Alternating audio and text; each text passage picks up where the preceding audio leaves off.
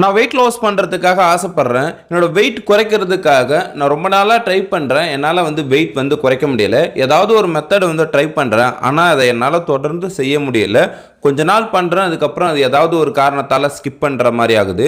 So நான் தொடர்ந்து இந்த மாதிரி வெயிட் லாஸ் பண்ணுறதுக்காக நிறைய மெத்தட் மாற்றி மாற்றி பண்ணிகிட்டு இருக்கேன். என்னால் வெயிட் குறைக்க முடியல அப்படின்னு நீங்கள் நினைக்கிறீங்கன்னா, இந்த 5 விஷயத்தை நீங்கள் கரெக்டாக ஃபாலோ பண்ணாலே உங்களோட வெயிட்டை குறைக்க முடியும். ஸோ நீங்கள் வெயிட் குறைக்கிறதுக்கு இதுக்கு முன்னாடி எவ்வளோ விஷயம் ட்ரை பண்ணியிருந்தாலும் ஸோ இந்த 5 விஷயத்தை நீங்கள் கரெக்டாக ஃபாலோ பண்ணுறீங்களா அப்படின்றத நீங்கள் முதல்ல செக் பண்ணுங்கள்.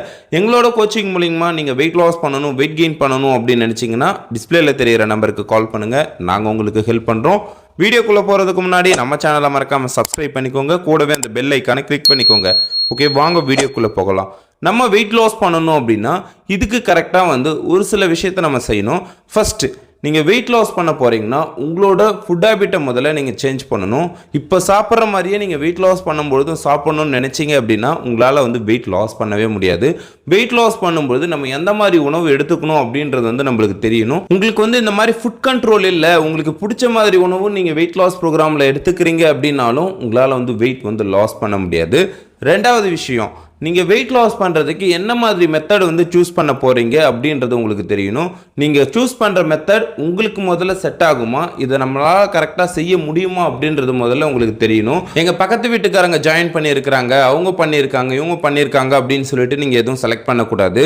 நீங்கள் சூஸ் பண்ணுற மெத்தடில் எத்தனை பேர் இந்த மாதிரி வெயிட் குறைச்சிருக்காங்க, உங்களை மாதிரி இருக்கிறவங்க யாராவது ஜாயின் பண்ணி நல்ல ரிசல்ட் எடுத்திருக்காங்களா அப்படின்றத நீங்கள் தெரிஞ்சுக்கிட்டு ஒரு ரைட் மெத்தடை நீங்கள் சூஸ் பண்ணணும்.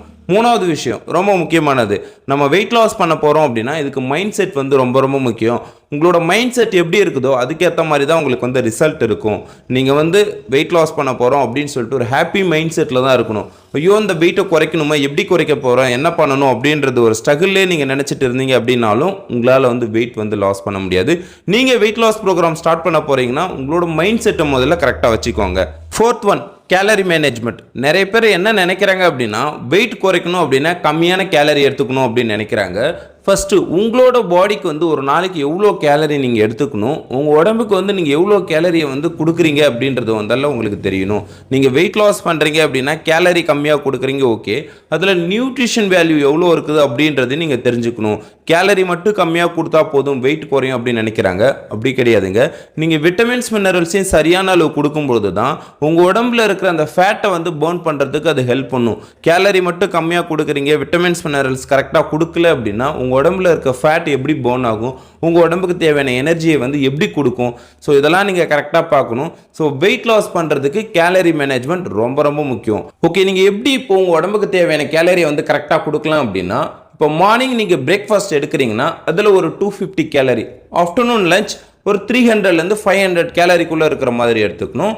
நைட்டில் எடுத்துக்கிற டின்னர் ஒரு 250 கேலரி.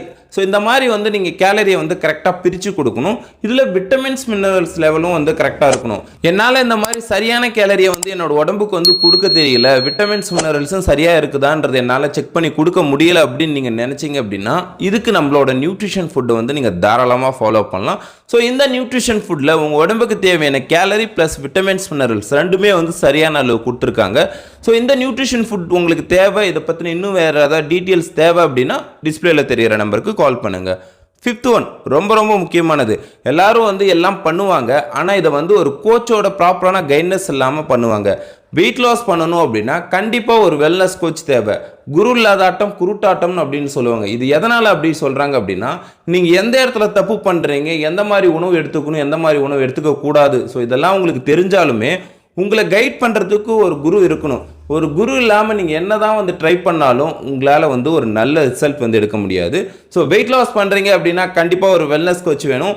நீங்கள் வெயிட் லாஸ் ஃபேட் லாஸ் பண்ண போகிறீங்கன்னா ஒரு பெஸ்ட் கோச்சிங்கோட நம்மளோட நியூட்ரிஷன் ஃபுட் எடுத்துக்கிட்டிங்கன்னா ஒரு நல்ல ரிசல்ட் எடுக்க முடியும். ஓகே, இதை பற்றின இன்னும் வேறு ஏதாவது டீட்டெயில்ஸ் தேவை, இந்த வீடியோவில் உங்களுக்கு ஏதாவது சந்தேகம் இருக்குது அப்படின்னாலும் டிஸ்பிளேல தெரியிற நம்பருக்கு கால் பண்ணுங்கள், நாங்கள் உங்களுக்கு ஹெல்ப் பண்ணுறோம். நெக்ஸ்ட் இது மாதிரி ஒரு இன்ட்ரெஸ்டிங்கான டாப்பிக்கோட பார்ப்போம். ஓகே, தேங்க்யூ ஃபார் வாட்சிங். Have a great day.